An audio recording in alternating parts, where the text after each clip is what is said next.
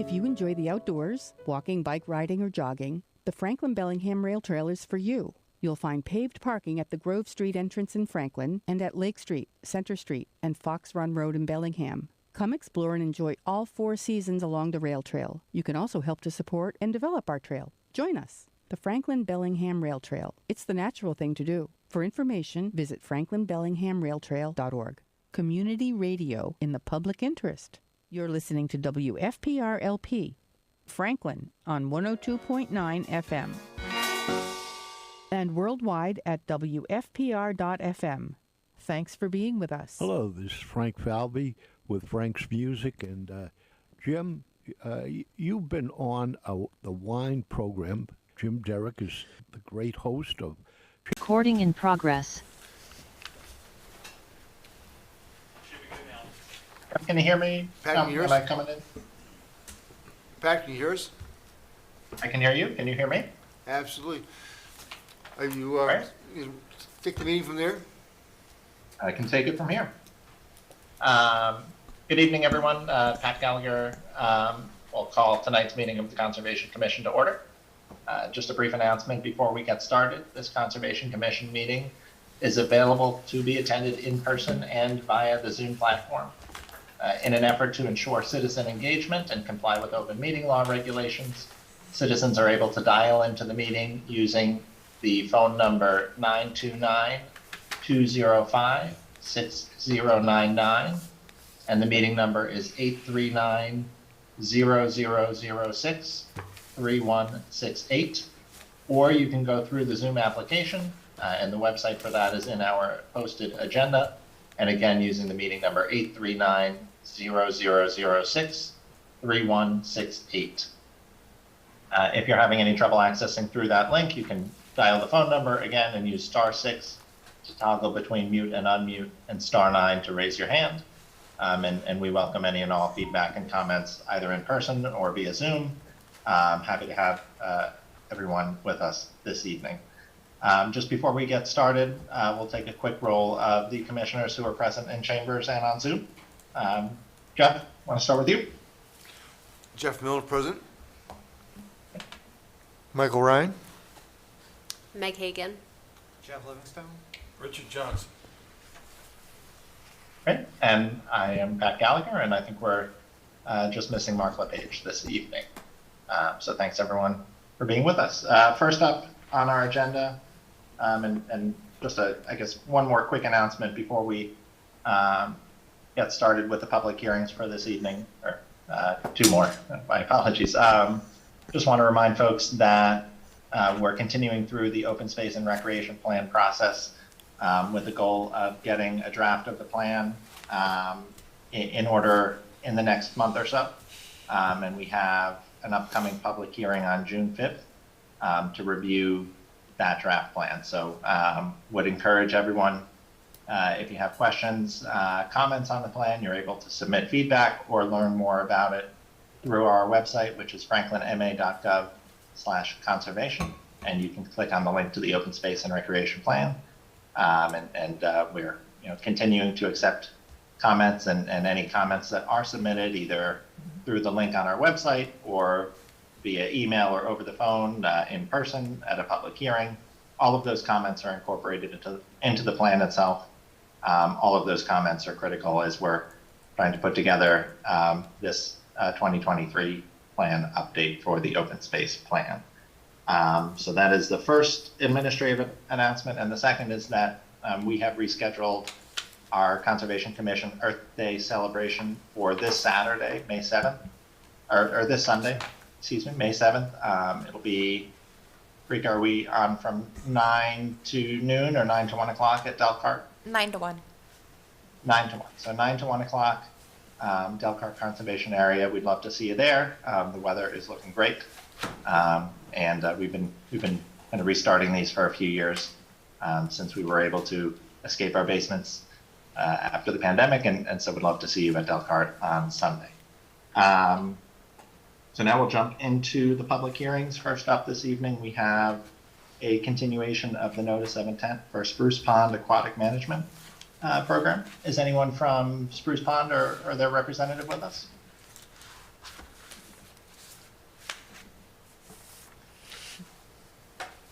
Doesn't appear so.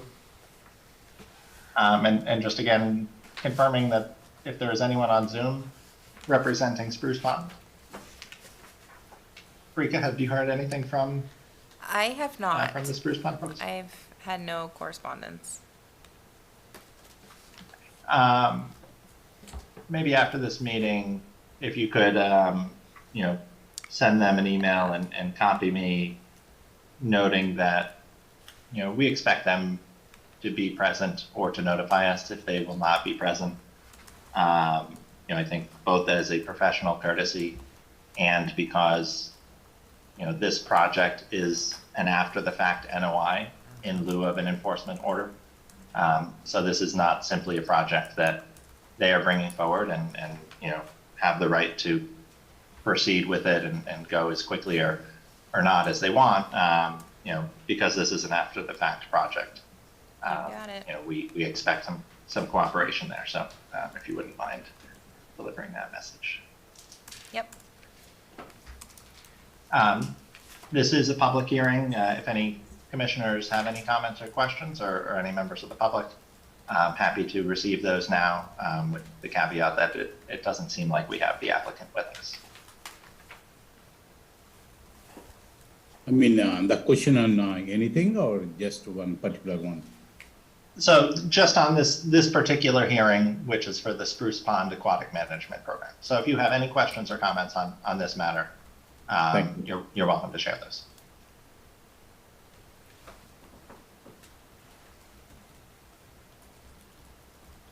Right, hearing none, Jeff Mill, can I have a motion to continue this to May 18th? So May 18th, 7:01, Rika?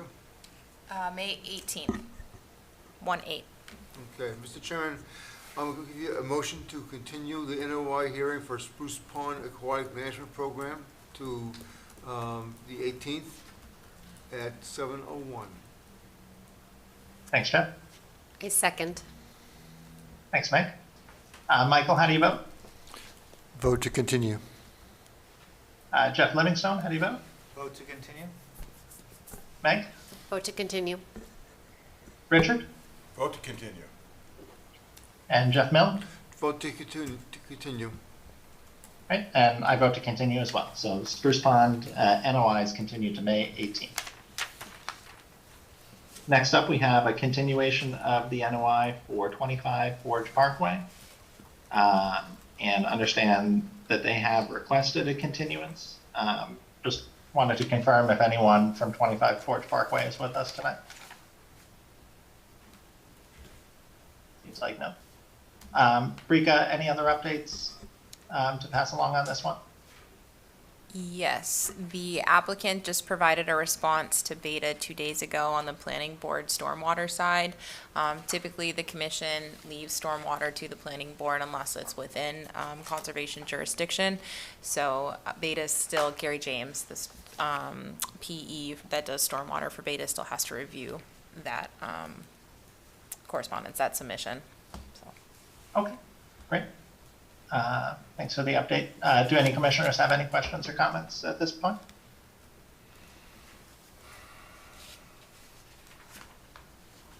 And this is a public hearing. If any members of the public have any questions or comments on 25 Forge Parkway, now would be the time.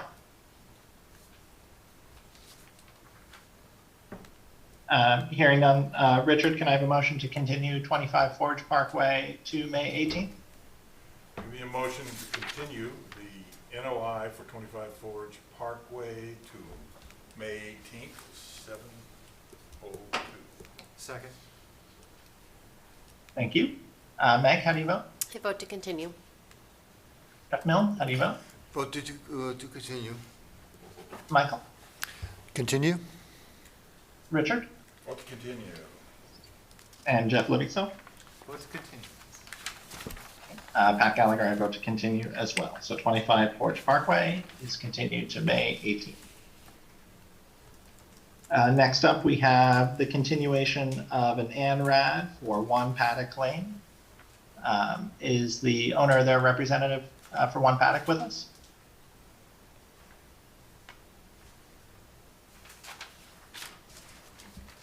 Brika, have we heard anything from them on requesting a continuance? I have not, no. Okay, well, sounds like we are heading for a continuance in any event. Are there any updates that you have, Brika, to pass along? We were going out on a site visit tomorrow, the applicant, Beta, and myself, but they did have to reschedule that. So that is TBD. Okay, well, get your Friday back, I guess. Oh, it's just an hour. Do any commissioners have any questions or comments? Wasn't there a site that we were going to have a group visit? I didn't realize you wanted a group visit to One Paddock. Is that something that you not would this like to one. do? It wasn't last meeting we talked about one for a project. I think it wasn't was this one. I think it was One Paddock. Yeah. Was it? That is your right. If you would like to go, that is fine. I can loop you into those emails. Would you like to go? Sure. All right. Rika, will this be your first time out? No. Okay. I've gone out, Beta's gone out. We have not corresponded yet together. So typically Beta and I do our own separate unbiased reviews and then we get together. So, Thank you. yep. Yeah, I would say if anyone is interested in going, I think the only caveat being that if more than 3 of us wanted to be there, it would have to be noticed as a public session. But as long as we're under quorum, Nothing's easy. happy to have folks there. Just again, this is a public hearing, so if any members of the public have any questions or comments on One Paddock Lane, you're welcome Yes. to share those now. Thank you. Regarding the One Paddock line, I'm one of the neighbors in the beside the property, and we've been here more than 15 years, and we respect the conservation committee. Like a while back, we had been to you when we want to cut a tree. I really appreciate what you does to the community, and you are looking like you take a wise decision, whatever the decision comes in terms of One Paddock line. Like we had a nice wood property behind our backyards. The decision you take on the paddock line, I know you're not going to take right away, but I'm just giving you. It will affect everybody in our neighborhood. I really appreciate what you do for this. Thank you. And sir, can you just say your name and address for the record, please? Yeah, KP Sompali, 42 Palomino Drive, Franklin, Massachusetts. Great. Thank you, KP. No, and I think just to reiterate one thing that we've talked about previously on this application, we are just looking at the delineation that's been provided. And so the ANRAD process is, looking at the question of have they accurately delineated all of the wetland resource areas on the site. So we don't have a specific project that we're looking at. And so it really is just a purely scientific exercise at this point. But we trust Greek Ally and the Beta team to show us the way on that. So. Yeah, thank you. Are there any additional comments from the public?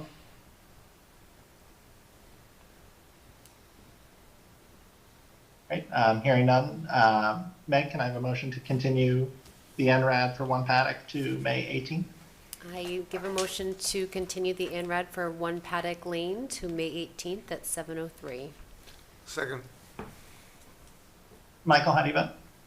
Vote to continue? Richard? Vote to continue. Jeff? Vote to continue. Meg? Vote to continue. Jeff Mill? Jeff, vote to continue. And Pat Gallagher, I vote to continue as well. So One Paddock Lane is continued to May 18th. Next up, we have an ANRAD. This is the first public hearing for Maplegate Solar North. Is the applicant or their representative with us tonight? Yes.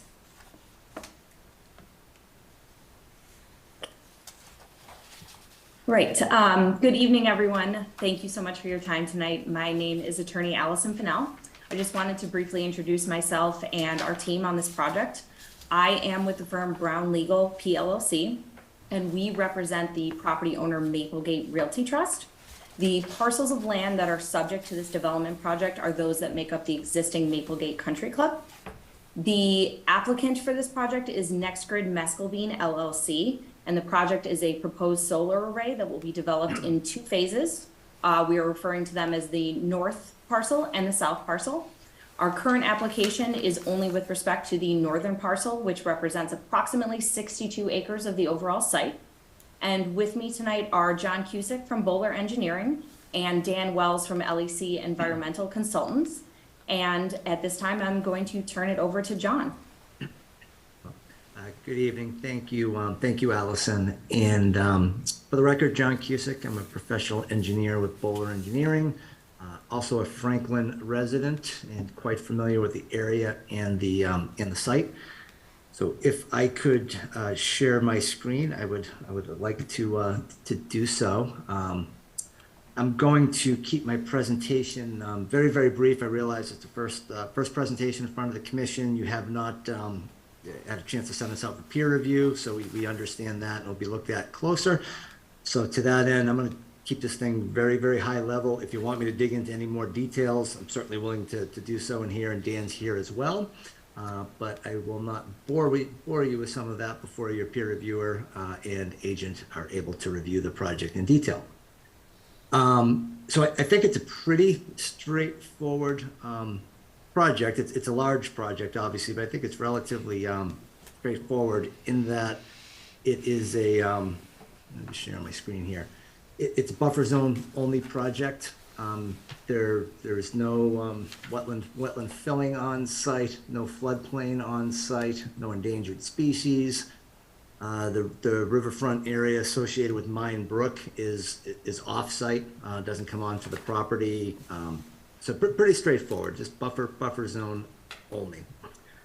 So just quickly running through, this is the existing golf course located here. You can see the 3 different designated areas. As Allison had mentioned, parcel 1, as we refer to the northern parcel, that is what we're here before you for. That's all we've filed. There is a future development plan down this way, but that is not part of this application at this time. So Maple Street is located here. This is actually the Bellingham town line, so Bellingham, Franklin. Access to the site is right over here.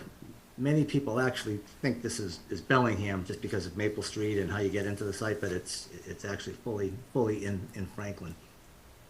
I'll just zoom up and just kind of go around the plan real quick, but you can see as soon as you come in, there's this golf course, all throughout.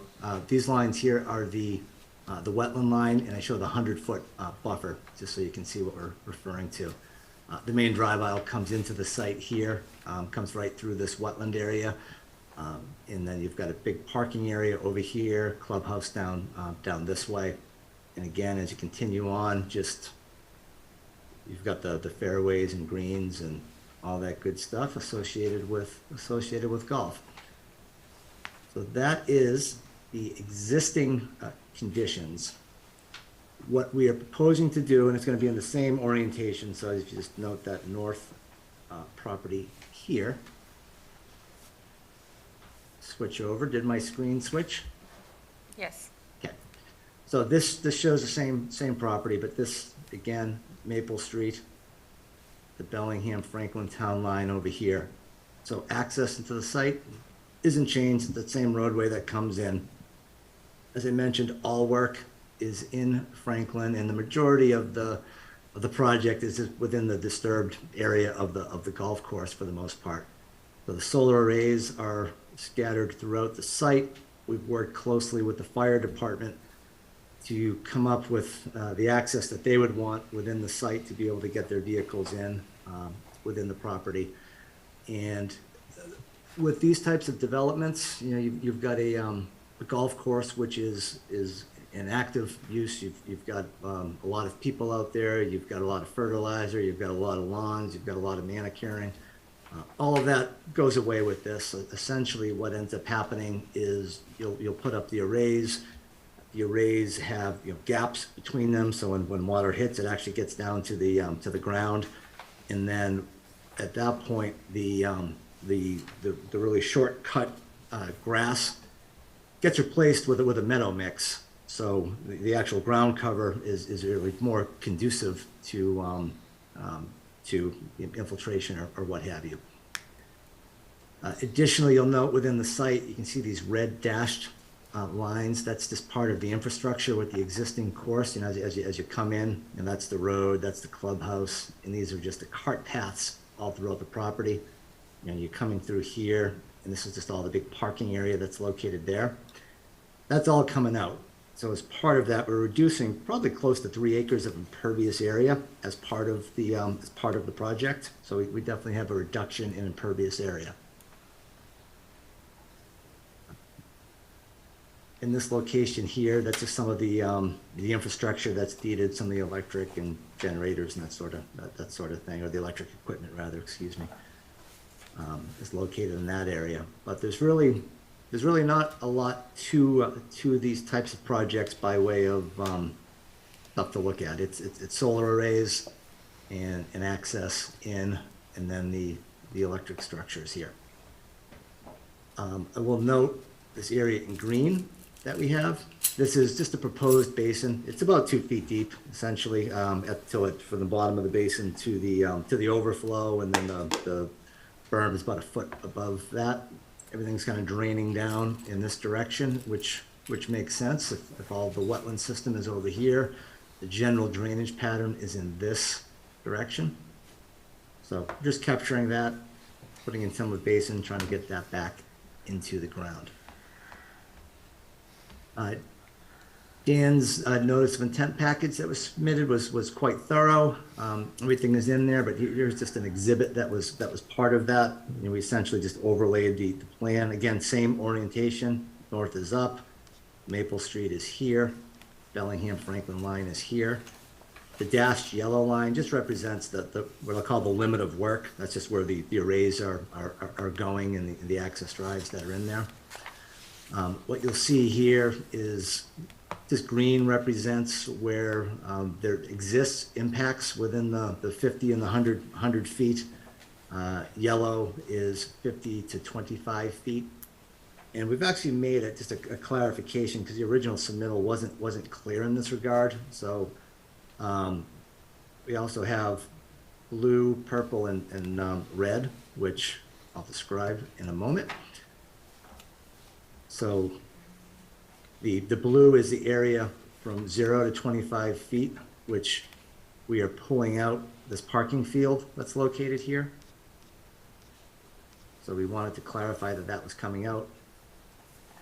This purple area is within the 25-foot buffer. That exists. That's where that road kind of comes across. These little red areas, that's just where we're putting erosion controls. Zoom back over to the site layout, so that's just a little bit more clear. That was this area in here. That red parking field is all coming out. So that's part of the application that that you can review. As you can see, that the site's quite large, and the amount of wetland areas that we have by way of buffer zone impact is really quite small by way of the overall parcel size. And you know, in fact, much of the work is actually just replacing the existing fairways with meadow mix in the arrays for the majority of it.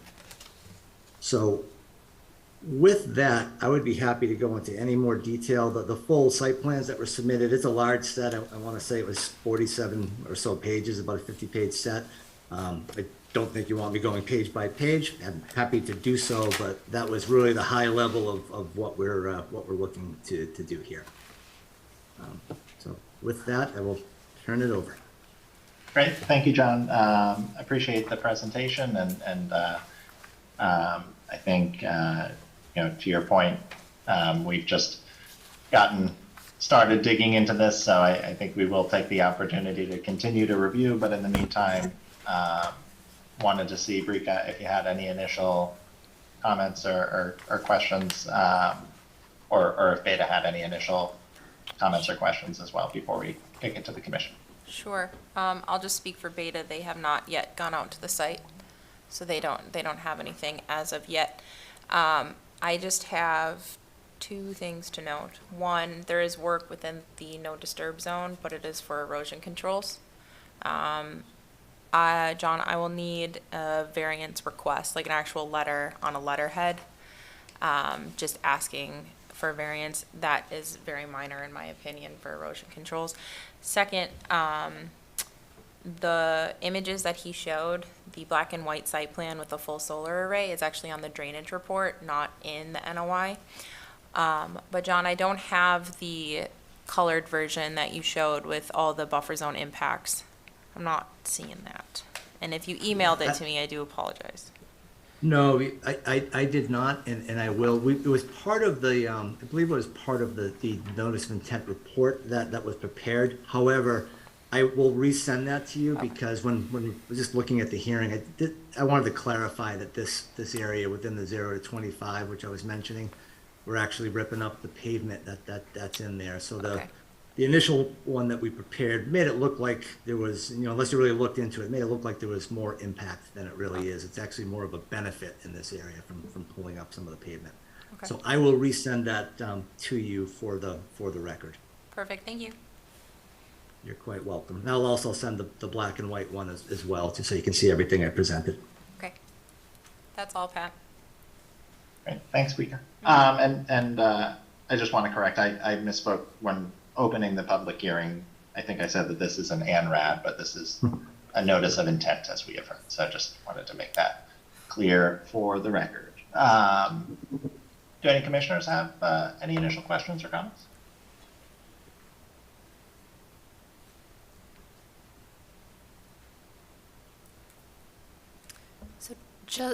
Sorry, this is Meg. So just looking at the map, John, that you just showed, is that purple areas, is the impact in the 0 to 25 foot no touch zone? Is that correct? Yes. So I'll zoom between two plans. So this purple area, it's an existing impact that's remaining. Mm-hmm. The blue area is an existing impact that's coming out, and the red. Honestly, just since the site is like so large, just from a graphic standpoint, this road is right here. You can see the road, and you can see the dash line where the existing road was. We're literally just putting some erosion controls in here as we work through that. So we're probably showing more impact than it actually is, but we just wanted to be in the open about that. And I'll come over to this area so you might be able to see it a little bit better without the background. So you can see right over here, that's the existing road right here. And then we're just essentially rebuilding where that currently cut through in this area. And then the new impact is right about here and a little bit over here for erosion controls. Okay. The detailed site plans show it a little bit better. I try to make the graphics high level so we didn't just try to convey the message. Appreciate it for the clarification. Thank you. You're welcome.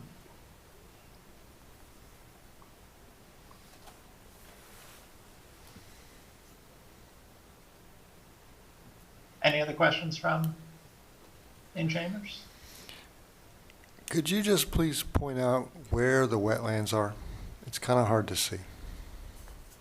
On which particular plan? On this plan here? Whichever one is easiest to see. Yeah. Well, I'll go to the overall existing what's on the site today. So this is the aerial, so you can see where everything is in relation to the course. The wetlands are this dark line, which my cursor is going over. Here, back along this side over here, it comes in. So it's that dark line. The blue line is the 100-foot buffer. And again, I didn't put the 25 or 50 on this particular plan just for clarity. So if you zoom up on this area here, you can see there's a little wetland in this area. This is all the parking field that's getting pulled up. If I go to this plan, I'll kind of show you that area a little bit more. This one, it is hard to see, which is why I didn't put all those lines. So this is that wetland we were just looking at. That's a 25, 50, and 100. So there's a lot of lines on there. So it's a big site. There's a lot to convey. But that's what the blue represents, are those buffer zones, and the black lines are the actual wetland areas. Zoom out so it's a bit more clear. Thank you. You're welcome. Yeah, and the majority is along this, I'll call it the northeastern perimeter, is where the majority of the wetlands are. And then Mine Brook is back off-site. The 200-foot riverfront doesn't reach our site, it's off-site, but just in perspective, Mine Brook is back right there, off-site.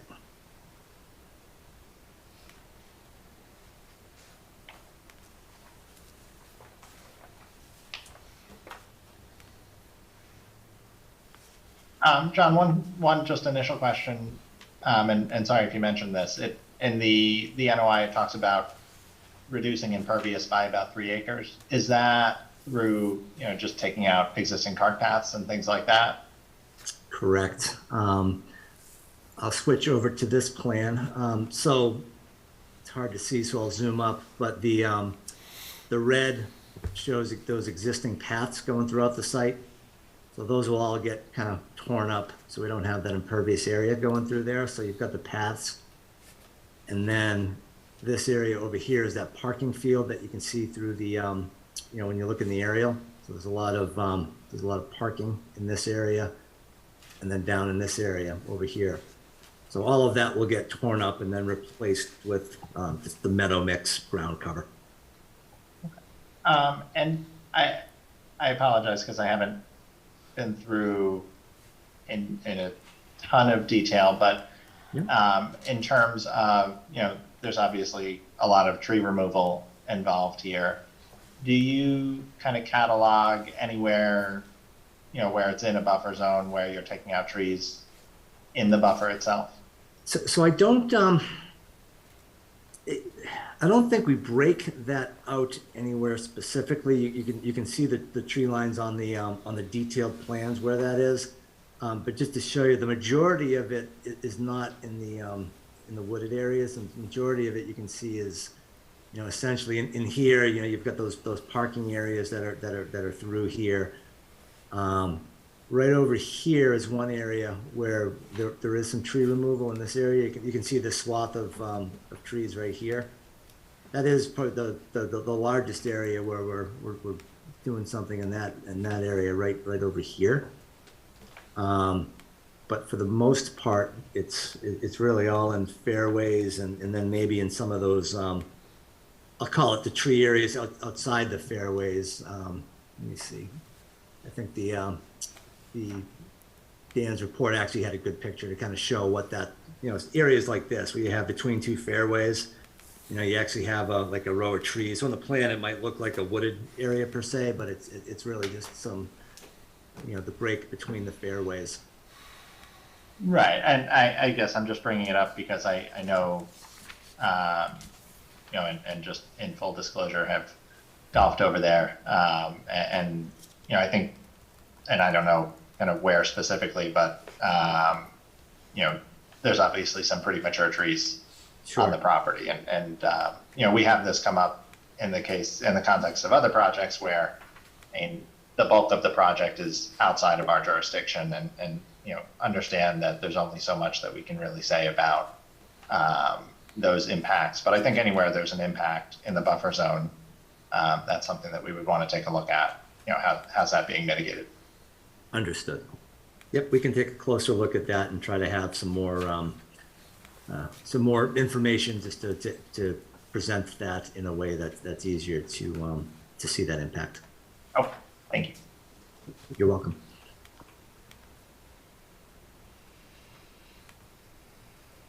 Any other questions from the commission before opening it up to public comment?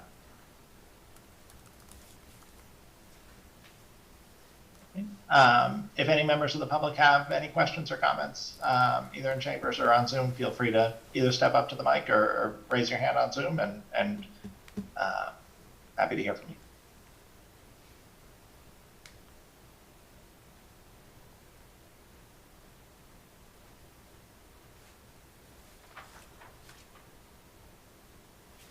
Anything in chambers? Oh. Okay. I think barring any other comments for now, appreciate the presentation but we'll continue this to give Beta a chance and Brika a chance to take a look at the materials. Michael, can I have a motion to continue the NOI for Maplegate to May 18th? Yes, so I'll give you a motion to continue the NOI for Maplegate Solar North to May 18th at 7:04. Second. Thanks, Mike. Great. Richard, how do you vote? Vote to continue. Okay. Jeff? Vote to continue? Meg? Vote to continue. Jeff Mill? Continue. Michael? Continue? And I vote to continue as well. Thanks, everyone. Thank you all We'll for see your you time. on the 18th. Thank you. Thank you so much. Next up, we have a request for determination of applicability for 160 Grove Street. And this is our first hearing for this matter, so we'll open the public hearing for that. Is the applicant or their representative with us? Yes. Good evening. Good evening. My name is Stephen Bosvich, here on behalf of Land Planning, Inc., representing the property owner and applicant Tenant Properties, LLC. We're before this board to request a negative determination for the work as proposed in the site plan. The proposal is to extend approximately 500 feet of sewer line up Grove Street and provide sewer stud for 160, 162, and I believe 158 Grove Street. This has been before the town council to approve the sewer extension. We are currently working with the Charles River Pollution Sewer District to permit this and get the connection allowed. Are there any questions? The closest point I should make is 87 feet from the nearest BBW. As indicated on the plans, it's located on 162 Grove Street. I have a set of plans if you need. Forgot my board. Oh, there it is. Yes, so as I said, this is for the sewer extension. There's the profile. The property is to just above the left edge of that profile. The proposal gets within around 90 feet. It's between 85 and 90 feet to the BVW isolated on 162. All work as proposed is within the right-of-way, town right-of-way. We're proposing on sheet 2 that all catch basins within the right-of-way should be should have silt bags on them and installed, and we've also indicated where sediment barriers should be installed along the right-of-way as necessary. Are there any questions? Brika, have you had a chance to review? Do you have any questions or comments? I did, and I'm rereading my agent report that I probably should QA/QC a little bit more before sending out. So my recommendation is different from what I have at the top. And I just want to note that actually this is an exempt minor buffer zone activity under the Act anyways. I did have one question for you though. For your open trenches, will you backfill at the end of the day? So you work and you just keep rolling as you install? Yes. Okay. Yeah, then I am fine with it, Pat, and I'd recommend approval. Okay. I just had one administrative question, and Brika, don't know if you know the answer to this, but if, Stephen, it sounded like you said the project is for 158, 160, and 162?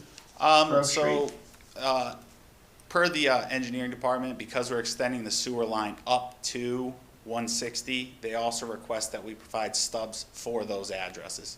So we're not extending the sewer for that property, we are just providing them the capabilities of connecting in the future.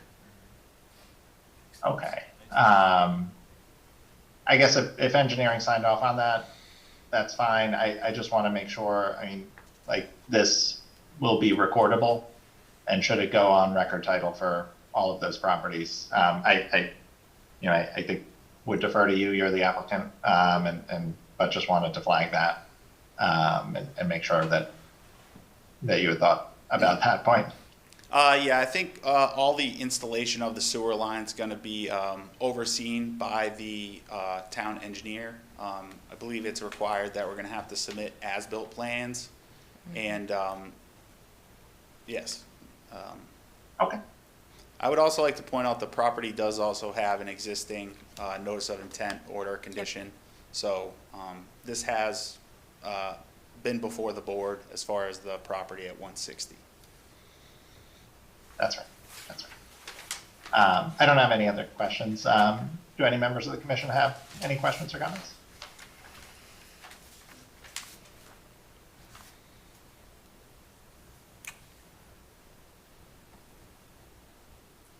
Going once, twice. This is a public hearing. If any members of the public have questions or comments, welcome to share those now.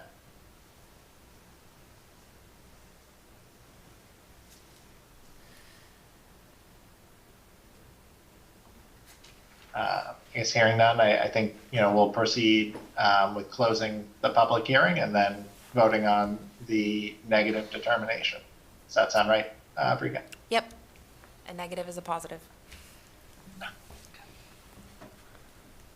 I need those reminders at the end of the day. I will give you a motion to close the hearing for the RDA for 160 Grove Street. Second. Great, thank you. Richard, how do you vote on the motion to close the hearing? Vote to close. Okay, Jeff? Vote to close. Meg? Vote to close. Jess? Vote to close. And Michael? Vote to close. Okay, I vote to close as well. Meg, can I have a motion to approve the negative determination on the RDA? Yep, so I'll give you a motion to approve the negative determination for the RDA for 160 Grove Street. Second. Okay. Richard, how do you vote? Vote to approve. Jeff? Same. Meg? And vote to approve. Jeff? Vote to approve. Michael? Vote to approve. And I vote to approve as well. Stephen, thanks very much. Thank you all for your time. Thank you. Thank you. And the final public hearing for this evening is an NOI for 2 Elm Street. This is the first public hearing for this one, so we will open the hearing, and is a representative for 2 Elm with us. Karen Skinner-Catroni. Hi, Karen. How are you? Very good. How are you? Good, thanks. Great. I don't know if somebody can put the plan up there or...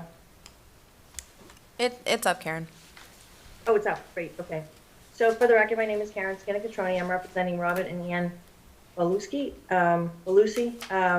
owners of 2 Elm Street. The owners are requesting an after-the-fact order of conditions for garage, retaining wall, and fill that was placed in the back of the yard, creating a pretty good slope. The fill is actually pretty much up to the wetland line, as you can see there. The owners are also requesting to install an above-ground pool, which is not there now. The owners pulled a permit, a building permit, for a garage and retaining wall, and the building permit was issued on 9/12/22. So there was no communication with them that an order of conditions was required for this work. They had no idea. So they went on with the work, built the garage, put in the retaining wall, put in the slope, and then Rucker, I guess, came out and informed them that an order of condition was required. And I believe this happened after your last agent left and she became the agent, Franklin. I flagged the site on 2/1/23.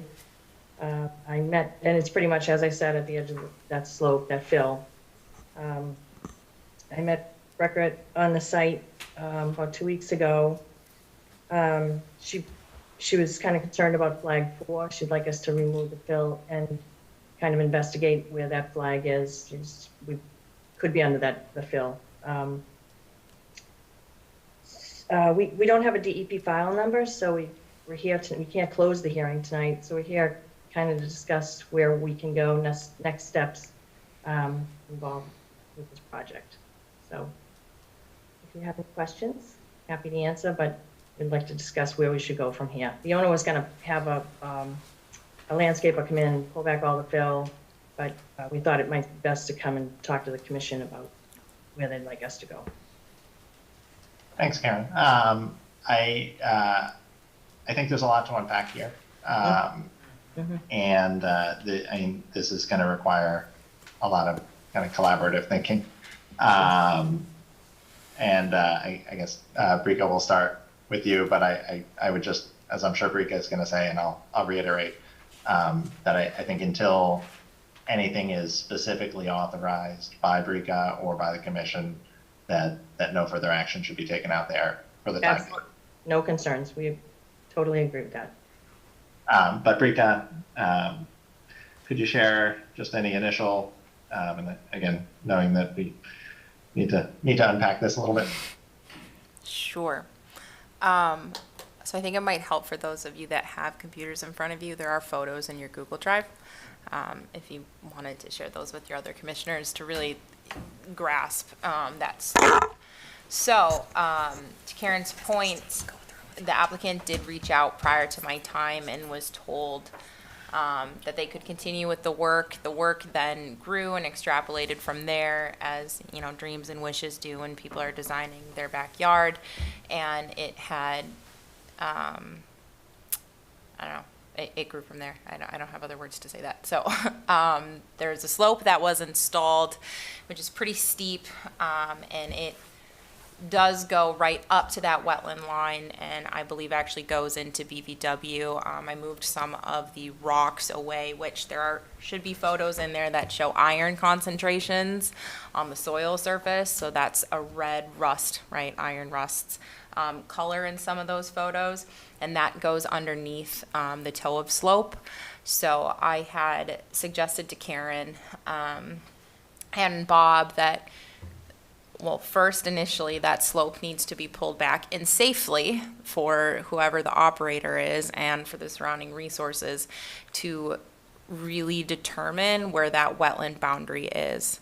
Then from there, we can do the buffer zones, and then we can talk about a retaining wall and a pool and a fence and all the other things that come with this after the fact notice of intent filing. The applicant has offered, and I would generally think this is probably the safest way to do this, is to remove the slope and build the retaining wall as that slope is being removed, to hold back any of the fill that's already there, so he doesn't have to completely remove everything that he just put in. He could just tow it back, foot by foot, so we can look at that wetlands line. There is the pool right now. It is proposed partially within the 25-foot no touch. We could get into if it's existing disturbed or not. But again, that 25 no touch zone would probably grow as we move back that slope. So you are right, Pat, it's an onion. There are lots of layers to this. And just as a addition, the applicant has proposed voluntarily to do some sort of restoration actually on the northwest portion of his property. So the fence you can see is the line with the X's on it, and he actually owns even past the fence on the northwest, Tyler, up past the fence. There you go. So he owns up in there, so he offered to do some plantings and things like that. So he is definitely working with us, cooperative and amenable. It's just a big oops, and it is a big oops. Well, can I just say, it's not only a big oops, it's an expensive one. It's going to really change the economics of the project. Yes. So that in itself could then subsequently change the project. Yes. So what we have done, Pat and I, to help with that, especially since he did originally contact the town and, and got some sort of response is we waived the local filing fee and we waived a beta review fee. So he still has to pay the state filing fee and then the legal ad fee. But we did try to work with him on that. He's talking about a retaining wall. Yep. And it's down near that existing straw wattle? The retaining wall isn't on this plan. Karen, do you know exactly or approximately where Bob would like the retaining wall? So that will be determined. We were going to determine that as we pull back the oils. It'd have to be on the other side of the swimming pool, right? Yeah, the swimming Yes. pool's not installed yet, though. No, but in the Yeah. proposed swimming Yeah. pool. Yeah. And it'd have to be on this side of the 25-foot buffer zone, I would think. Unless he requested a variance. Yes. Well, Or was approved for a variance, I should say. Which, thank you for reminding me, Karen, I still need that variance request. I think. Yes. Yes. Which is so down the pipeline at this moment, so that's fine.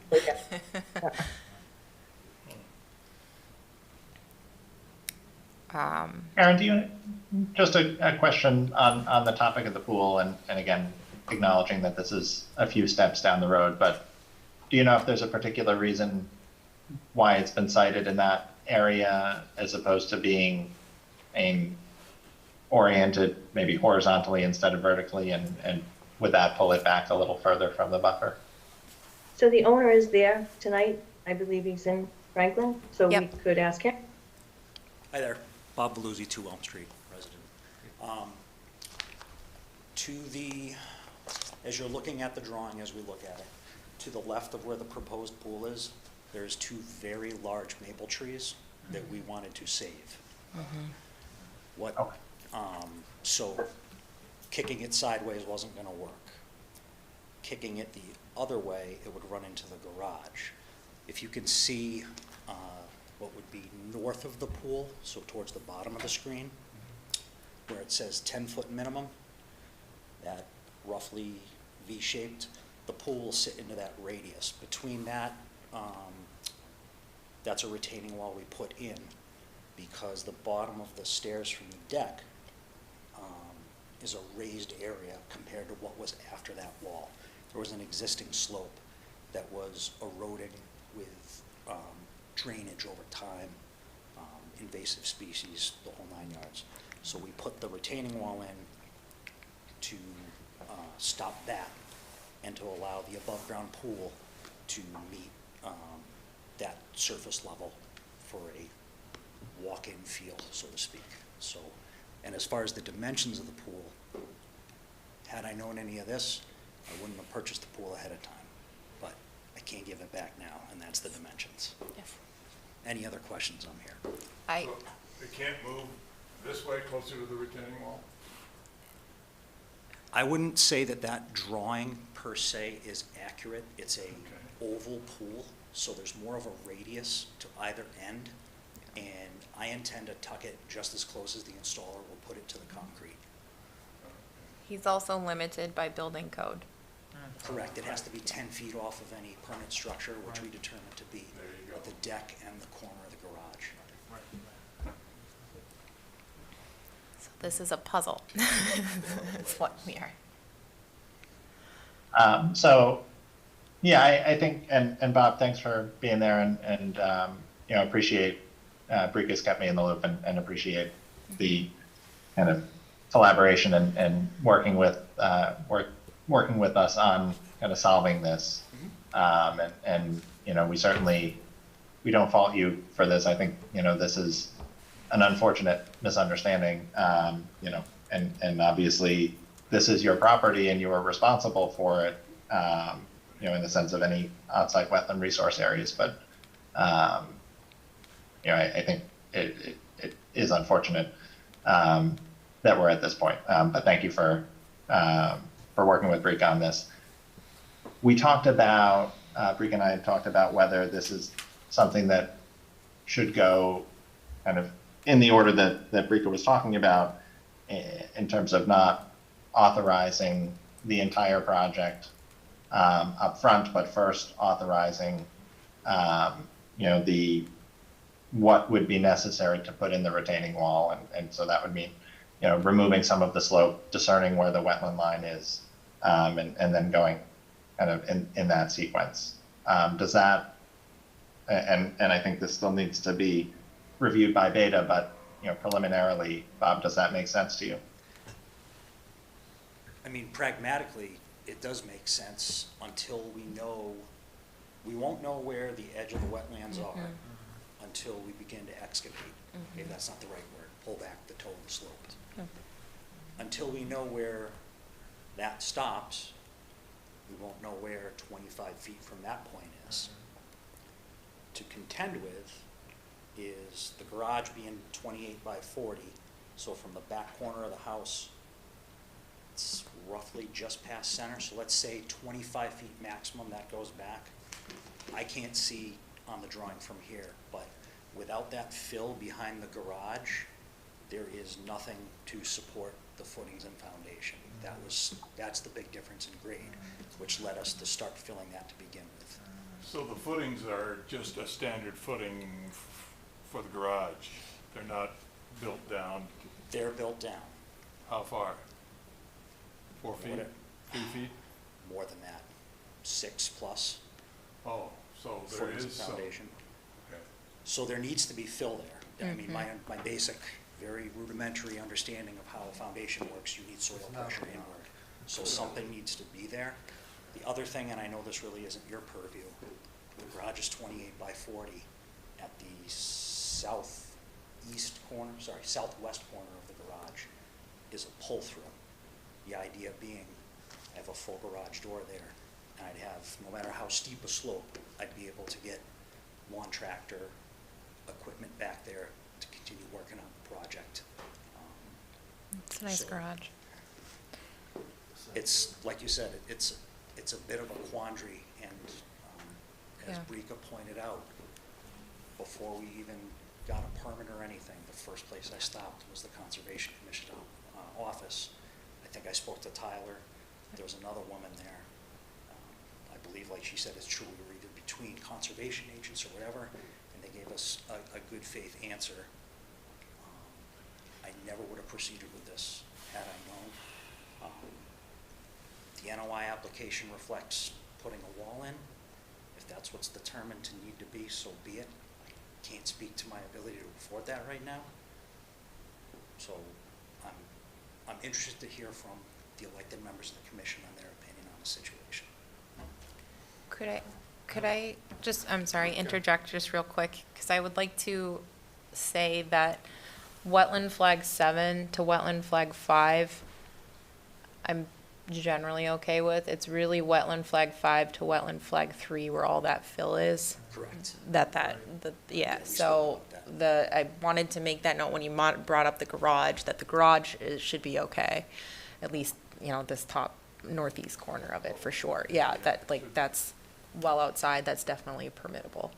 So it's only between those 3 flags that it's iffy. Are those contours reliable? Oh, I would say it's that steep. Yeah. Continental Land Survey completed that. Oh, okay, so after. they actually exist? Yep. Oh, okay. What did it look like before the fill? Like, does the fill go under where the fence is now? Yes, from just left of wetland flag 1, where you see those topographical lines begin, moving westward. There's fill underneath all of that, and from where your cursor is right now, I'd say that might be 6 inches to a foot fill over the existing behind it. And if you move over towards wetland flag 4 and further over, I mean, your guess is as good as mine. 10 to 15 feet in height difference. Like I said, I can't read the contour lines from here, so I'm not sure. We have new aerial imagery for the entire state. Yep. So I could actually probably go back in time and answer that. Or we could at least provide a visual.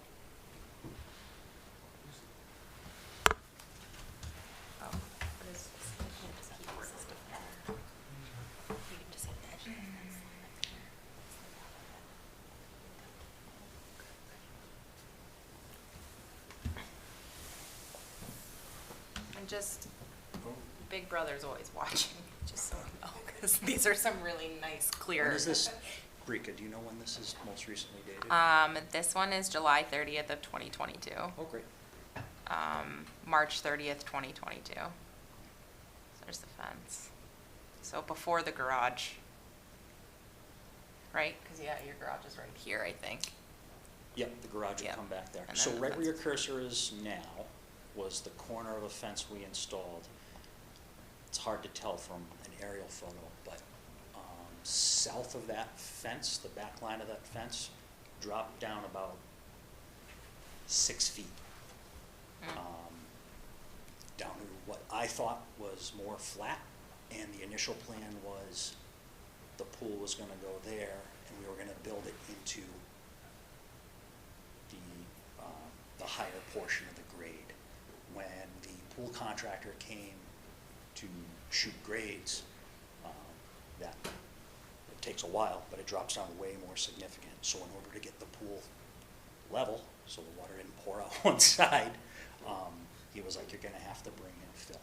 So that's why we started filling that area. And behind the garage there, those white pines on the left of your screen, near that blue truck cap and stuff, those were, I presume, planted by the previous and original homeowner, if not the developer, to hold back the fill that was brought in. Because that's also the end of, like I said, that back fence line is where the property dropped down from there.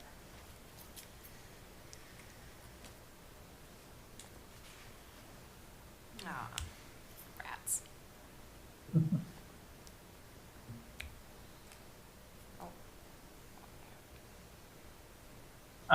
So, and just thinking aloud here too, I think, after we determine where the wetland line is and just confirm and get comfortable with that, I think, so this might be an exercise in saying if this application had come to us prior to any work being done and was requesting to disturb, X number of square feet of wetland resource areas and replicate, how would we have reviewed it then? So I mean, maybe that's a little bit of the exercise as well, once we figure out where the wetland line is.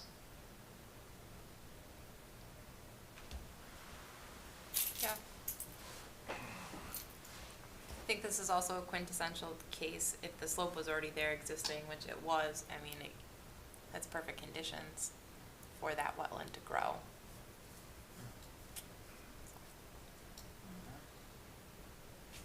Okay. Well, I think in any event, we'll continue this, and we'll just confirm if there's any public comment before we do that. But, I think we'll continue this and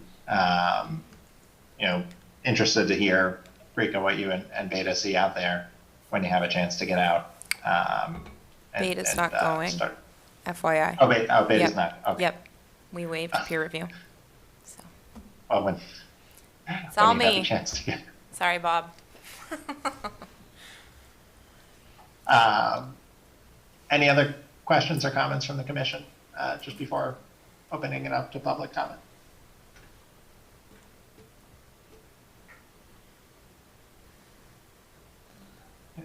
If any members of the public in chambers or on Zoom have any comments or questions, this is a public hearing.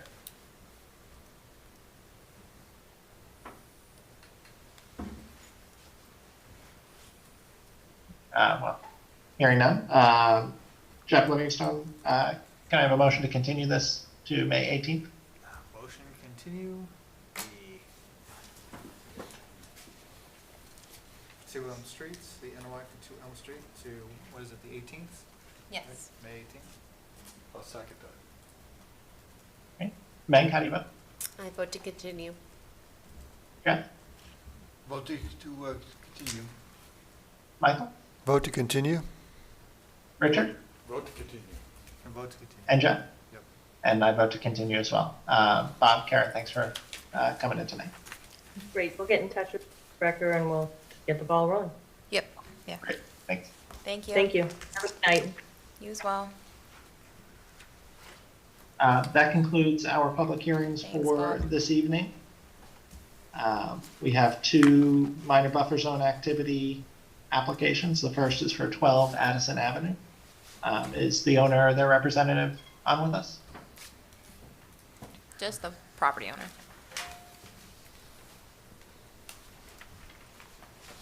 I thought, maybe not. Are they not here? Okay, well, I will speak for them if that's okay, Pat. It is. Okay, because they had submitted their MBZA a while ago and then got pushed off. So I was reached out by a homeowner who I think it was a very wholesome phone call anyways. She had two birch trees that were down within the wetland on her property, but also on her lawn, and they just hadn't been touching it because they thought that they couldn't do anything to the wetland, which is very nice. But I told her definitely, that's totally permittable. They could cut the birch tree and remove it. She is planning on leaving the portion of the birch that's within BVW in BVW and just removing that which is on her existing lawn. It's already uprooted, root ball's already up, so we're just going to let normal morphology take place, or I would recommend that you let normal morphology take place.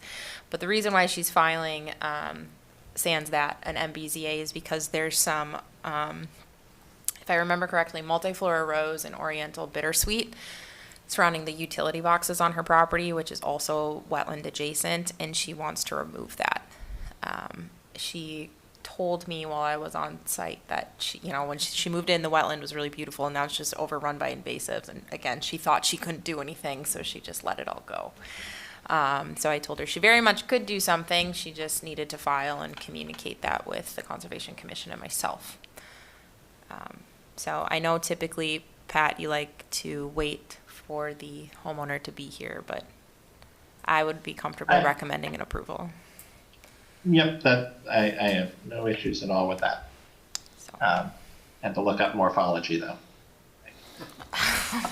Those big words. Been a long day. You know what? Community service agreement. So I don't know that one. That's not one I know. Any questions or comments from the commission?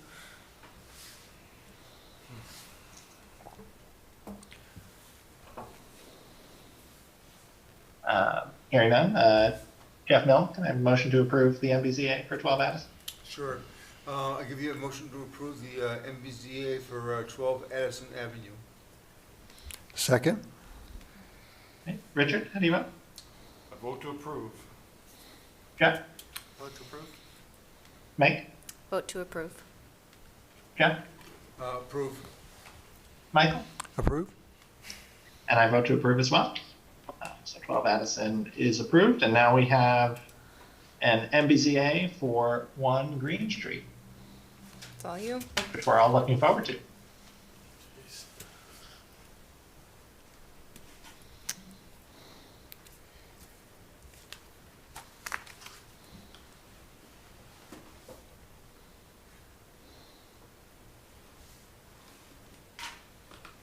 Hi, Roger Trahan here, 1 Green Street. The reason why I'm here is I'm looking for approval to do a little restoration, which would be down close towards a perennial stream. I believe it's called Millbrook. I'd be honest with you, I never knew the name of it. But 2 or 3 years ago, I noticed there was a lot of bittersweet coming in down there and mugwort, some poison ivy, which I have gone in there and pulled out some of it already because I just didn't want it to take over. But what I'd like to do is try to get rid of the bittersweet. I've been pulling roots up higher on the land near the house and garden, but I'd like to do a little more. First off, try root pulling, but there's an awful lot of it. My neighbor into Norfolk, they've never done anything with it, and it really got into there and killed just about every tree in the area. And it's coming my way, so I've been trying to stay ahead of it, but I see it seems to be a losing battle, to be honest with you. So I'd like to go in there and pull as many roots as I can, see what happens with that. If it does work, great. If it doesn't, I'd like to, in a drier spell, go in and till you know, maybe 2, 3, 4, 5, 6 inches at the most, and try to rip out as many roots as I can in small areas at a batch, and immediately replant with native seeds for pollinator plants. So that's pretty much the gist of the project that I'd like to get approval for. Be happy to answer any questions. Thanks, Roger. Brika? Sure. So a few things. Were you actually planning on tilling in the 25? Because then you'll want to say you're seeking a variance. That's where I'm seeking a variance, right. There is a number for it. Okay. Oh, well, so he's seeking, do you want me, I'll just do it. He's seeking a variance under local bylaw, but it is exempt activity, minor buffer zone activity under the act. I will not read the code, Roger, so it's okay. I have the numbers now if you want them. No, you do. Yeah. So there's that. Typically, we don't like tilling because it does disrupt soil horizons and we want to keep soils intact. However, when you are working with rhizomatous invasive species, it's really important to get those out, which is why I would be amenable to tilling to get those out. Just be careful where you put them. Feed them to your chickens. Okay. Yeah, they'll probably like it. All right. Got your work cut out for you. I know Yes, you do. yes. You put your chickens down there too? Yeah. Oh, wait, we talked about that because they jump in the stream. Never mind. Just assume keep them inside of a fenced area. You're right. We talked about that. I forgot. So there's that. Were you going to actually plant herbaceous plugs or just seed? Up high, if I have to till, I would want to start with mainly seed. I could buy plugs and plants, but it's a somewhat good-sized area. So if I were to do that route, I'd probably start, do a section at a time. I wouldn't do the whole area at once. And as far as the tilling goes, I don't want to do that down below in the 25-foot area. Probably it would be almost into the 50, but might be a little bit below that. Roger and I have talked about this, and I'm okay with the tilling again as long as it's in that dry spell. I think that would circumvent needing any erosion sedimentation controls.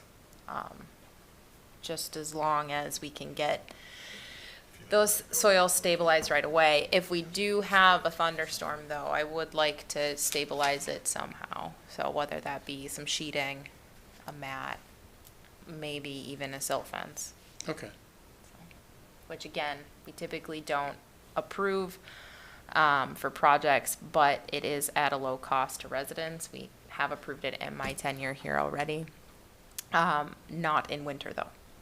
That's the key thing with silt fences, sands, supporting a plastic industry, is that when silt fences freeze in the soil, it's really hard to get them out, and it rips, and then you get little fibers of plastic left in soil.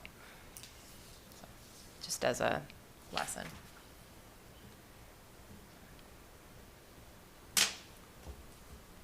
And then I guess I should preface that Roger and I are quite friendly. I think Roger and the commissioner are quite friendly. I don't have any issues with what you've described, Rika, and I think under the circumstances, all of that seems appropriate. I'm excited. It's fun. It's a good project. Thank you, Roger. Thank you. Well, you're not done yet. Sorry, they still have to approve it. But I started. But just as a real quick, if I may, Pat, during the open space and recreation plan, we were talking about habitat protection and ecosystem restoration, and I did bring up how we were looking at making it easier for residents to do these types of projects. So that would be waiving local filing fees. I'd rather that money go to actually buying plants or go to the time to do this. So coincidentally, at our next public hearing, we have another MBZA for restoration.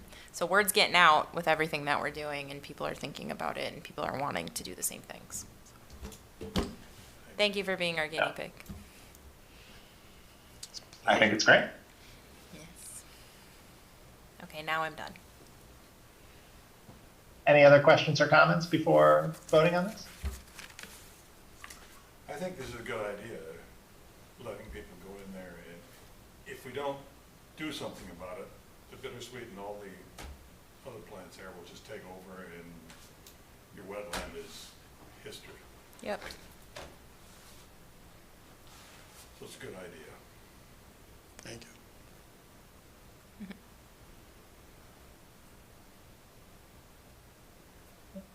Richard, can I have a motion to approve?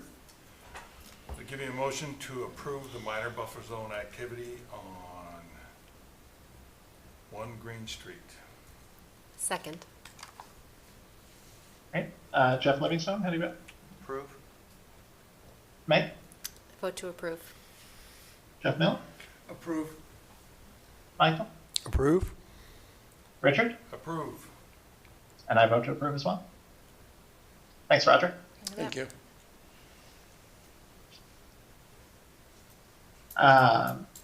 Next up, we have for violations 305 Union Street.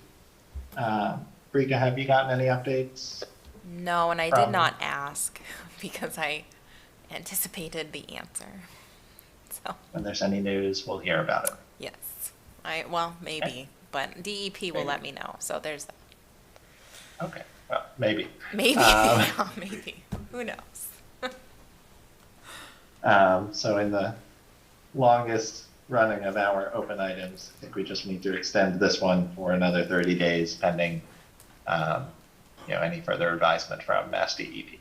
It is on its year anniversary, just so you know. Look at that. Richard, can you do the honors? I knew that was coming. I give you a motion to enforce the violation enforcement order for 305 Union Street for another 30 days. I second. Jeff Livingstone, how do you vote? Approve the extension. Meg? I vote to approve the extension. Jeff? Approve. Michael? Approve? Richard? Approve. I'm going to abstain for reasons that are neither here nor there, but the enforcement order is extended for 30 days. And I think that is the end of our agenda. No, we have Oh, no, it's discussion not. items. We have a couple discussion items. Sorry. We have Missing a minutes. page. We have minutes too.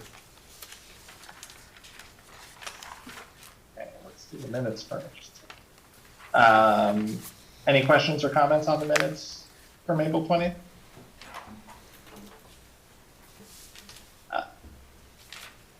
Jeff Livingstone, can I have a motion to approve those? I vote to approve. I will Can abstain. you get a second? Oh, sorry. You can vote because you watched it and signed your certification. Cool. Well, I second. Okay. Richard, how do you vote? Vote to approve. Jeff? Vote to approve. Mike? I vote to approve. Jeff Mill? Vote to approve. Michael? Approve? And I vote to approve as well. The minutes for April 20th are approved. In discussion items, the first is for 137 Mastro Drive. Rika, sounds like we just need a new Yeah. original of that. Yeah, they threw out the hard copy. So We can do that. just need to sign again if you could, please. And then Franklin Flex Space. He has not come Rika, back. Can you give us an update on? Yeah. So the applicant was here and he stepped out and he has not come back, unfortunately. And it is quite unfortunate because they had site plan changes and violations. And this is, I think, maybe the third time that they've had to come back. Annie. Hello? Oh, hello. Hello? I'm driving, I'm like 2 seconds away. Okay. I got stuck in traffic, I'm sorry. We I'm could coming up to the wait. lights by the Walgreens. Oh, okay. No worries. We could wait. We have a couple other things to talk through, so let us do that and Thanks, and guys. We'll be here. Okay, you're right there.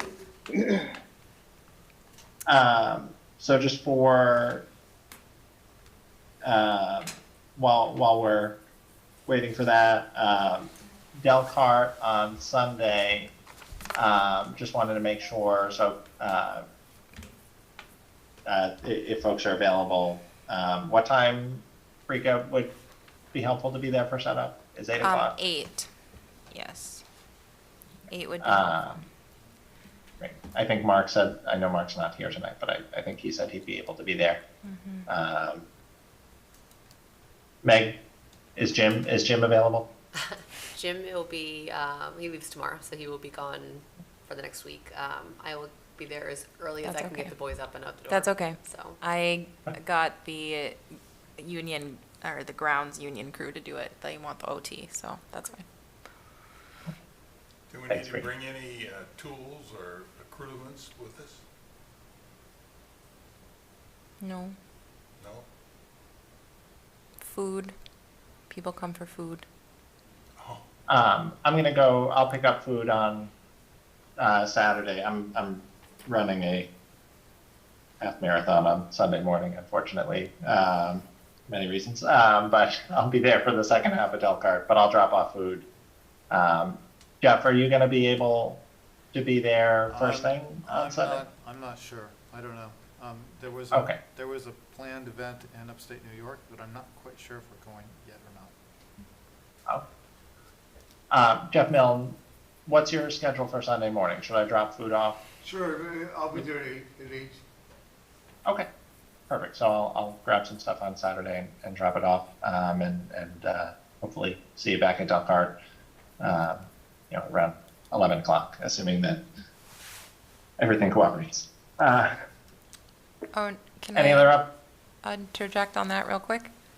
We have 45 B boxes, compliments and thank you and accolades and everything to Roger. Hello? Hello? The door's locked. I can't get in. Tyler, could you please go let him in? Thank you. I'm sorry. No, that's okay. He's a honeybee keeper, and what's interesting, if you don't mind, if I just explain it. You want to explain it? Okay, all right, thanks. Well, once I'm rolling. So, the honeybees come in wooden delivery boxes, and Roger has repurposed those wooden boxes and made 45 native bee boxes, which is super cool. So we will be giving those out and then allowing kids to paint them at Delcart and take their bee boxes home. And then they'll get a lesson on how to support native pollinators. So in addition to Franklin Future Leaders and we did plant 2 blueberry bushes and some native grasses at the turtle habitat. You won't see the native grasses, but the habitat has also been scarred at this point, and they should have removed all the mugwort roots. So you'll see that as well. And then the dogwoods are in bloom. So. You seen any turtles? They're up. They're not in there yet. Not that I know of, anyways. Well, give them some time. Just want a status report. Their brain is this big. So. My kids were at Choate Park in Medway earlier in the week, and they were asking if they should bring some turtles from Choate over to Delcart. I love the initiative. That is. That's good. Yeah. Roger, thank you very much for all the time you put into assembling those. Really, really appreciate it. Yeah. So, and then there's also another comment that I had, not on Delcart, but Pat, if you want to continue down your list, that's fine. No, I think that's my list. So for office hours tomorrow, did those get pushed back a little bit? Pushed back, yeah, and I am like triple booked for that hour. So I believe Michael is coming, Michael and Jeff, they've been the repeat offenders for office hours, but I think they're coming tomorrow to help cover for me, which is nice to have somebody there. I doubt people will show up, but I appreciate you coming in anyways. And then one last comment that I had is, prior to the commission hearing, we were talking about the farmers market and how we were awarded a community table. And we were talking, Michael, Jeff, Roger, and I were talking about a schedule, and it was brought up that maybe we could alternate or share that table with AgCom every other week, so then it's not an every Friday commitment for the commission or AgCom, and then it extrapolated from there for the Historical Commission and potentially council, but all the same AgCom and CONCOM. So there, that was something, and then, yeah, that was what we talked about, I think, right?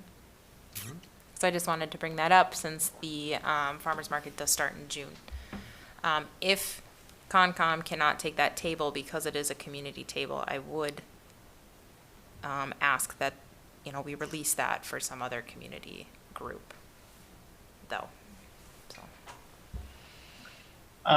No, I think it would be, great if we're able to staff it. Maybe if we can put up, you know, a chart in the Google Drive and have people sign up to make sure that we're staffing it and you know, that way, and maybe if we can try and sign up in advance, you know, so that if there's a week that we're not going to be able to be there, we can give people a heads up well in advance. Yep, that works. They are in 4-hour increments, but the farmer's market is 4 hours, but you could do 2 and 2, things like that. And then rerouting to open space, and then also relating it to the farmer's market, is our next public hearing is June 20th, but between mid-June to mid-August, there will be a month-long comment period. And the farmer's market, it would be a really good time to market that comment period. So, that's all I have for fun stuff. That sounds great. You know, I think it would be a great opportunity to be there, and especially getting into the summer. You know, I know a lot of people have kind of early summer Fridays, so it'd be great to be outside and doing that. Live music, good smells. Okay, I think you are up, Bill. Yeah, let's wrap back to Franklin Flex Space. All right, so this is about, I would say, and all due respect, Bill, but about the third time I think Franklin's Flex Space has come back before the commission with a toe-of-the-line violation. So what had happened in this case is that there were some site plan changes, which I think have changed again, so we do need an updated site plan. And then there was a violation of unpermitted tree removal, one tree that's within the buffer zone. So if you remember, there's the retaining wall that was installed, which I'm not entirely sure which segment of the buffer zone that is in, but then the tree is on the wetland side of that retaining wall. It's not on the, it's on the, you have the silt sock, and it's on the construction side of the silt sock. But past the retaining wall. So they're working up here, the retaining wall is here, the silt sock is here, right? Yeah, you have pictures in the drive. Yeah. And we had 5 feet. So. We kept the silt sock 5 feet away from the buffer zone. Okay. So we're actually about, probably 8 feet away from the buffer zone where that tree came down. And it wasn't removed. What happened was, when we did all the clearing, that tree was sitting there remaining. Nobody knew that it was partially cut. And after a big windstorm, it came over. It's just laying there. Nobody had any reason to remove it or cut it down. I can show you the picture of it. It's right here. Let's take a look. It just fell over. You can see where it was 3/4 of the way cut through and split. And it wasn't intentional. I had no reason to cut it.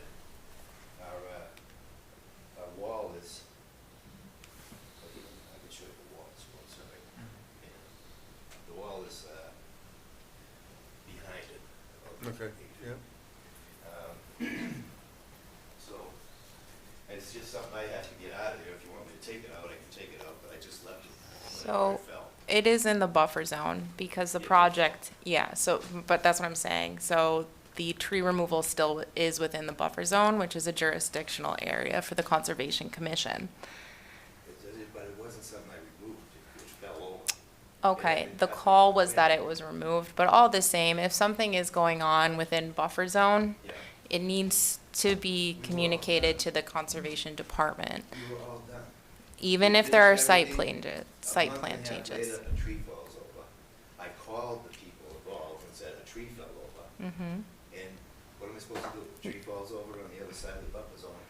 All residents come before the Conservation Commission for tree removals and tree falls. No, he said that, he said it was a natural. It was a natural, it fell over. Okay, that's fine. All the same, we still got a violation. We got a phone call. So considering considering how many people are watching this project, considering the amount of times you've had to come back before the commission, and considering the site plan changes that have occurred with the subsurface propane tanks to above ground propane tanks, I just think it would be probably in the best interest of the applicant to every step of the way communicate any of those changes, communicate any work within buffer zone that was not previously permitted with the Conservation Department and Conservation Commission. So that we need to have an open line of communication so that when abutters call me, I can say, yep, I know what's going on, instead of going, I don't know what's going on, let me talk to the applicant. Within one day of that tree falling over, I made a call. Right, and then I waited 10 days as well for you to respond to my email, so. I sent you 6 emails. Bill, respectfully, we need to have, I had to seek out information from you. I thought you We were on the can't, chain. You I wanna see the understand, but it needs to have, we need to have that open line of communication, and we need to dot our i's and we need to cross our t's. So. And Bill, feel free to copy me as well, and that way you can have a second set of eyes confirming that we're in the loop. Thank you, But to Brika's point, I think the fact that this is not the first time coming back before the commission is a factor in how we are going to perceive these things. This is actually the second time I've been here. I don't know. I've had to talk to Nate. I've had 2 site visits with Nate because of abutter calls as well. So, it's been a lot, and I don't think it needs to be. I think there's a very easy way out, and that is talking to each other. Proactively, not reactively. So, can I ask a question? So, we understand the tree, but the agent's notes talk about subsurface propane tanks. What's that about? Apparently it's changed since in this evening. It has changed. So I received notification from planning board that the site plans had changed, or that their engineer, somebody had called planning board to say they installed subsurface propane tanks. That was never approved. So then I got roped in when Amy Love, the town planner, asked if I'd been notified, and I said I had no idea. I sent an email, hadn't heard back, sent another email, heard back regarding the tree, hadn't heard back about the propane tank. So this, prior to this hearing, Bill let me know that that's no longer the case for the subsurface propane tanks. However, any changes to the site plan based on what was previously approved, once that is finalized, still has to come before conservation as a site plan change, regardless if it's outside the buffer zone. And I can let you know why, and it's to your benefit, so that at the end, when you come for a final as-built for a certificate of compliance, these 7 are not surprised. Right. No, I understand that. I thought that all, there's a lot of moving parts, so people, we'll make sure that the job's done right. Thank you.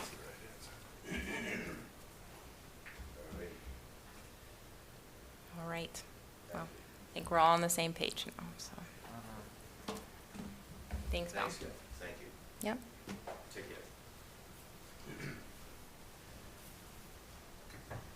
care. Brika, anything else before we break for the evening? That was all. Okay. Well, Jeff and Michael, thanks for, if you're able to make it tomorrow, thank you for doing that. And, hope to see folks on Sunday, and then Meg, do you want to just give a quick plug for the Saturday event as well? if Yeah, anyone's so able to make Saturday, it? we are having Franklin Area Moms is doing our environmental extravaganza on the town common from 11 to 2. So we'll have 13 different centers set up in our mock ecosystem over on the common with 9 different organizations from town coming to provide education for children on different environmental topics. Each center is going to have an interactive activity to go with it to really help bring the topics to life for the kids. So it should be a fun day, and looking forward to seeing whoever can be there. Megan, what age groups are you focusing on? Content is really sort of like 12 and under, but we're certainly welcoming anyone who wants to come. So is it a 4-year-old to? Nope. It's absolutely, we have a lot of like really fun activities for that age group. So my 4 and 6-year-old, I think we're going to get a ton out of it. But yeah, I think that younger age will really enjoy it. See all the grandchildren. Yeah, come on down. We'd love to see them. So, and it is a free event for the community, so open to whoever can come. Awesome. Thanks, Meg. Thank you. Jeff, Mill, can I have a motion to adjourn? You certainly can. I'll give you a motion to adjourn. Second that. All in favor? Aye. Aye. Thanks, everybody. Have a good night. We'll see you this weekend.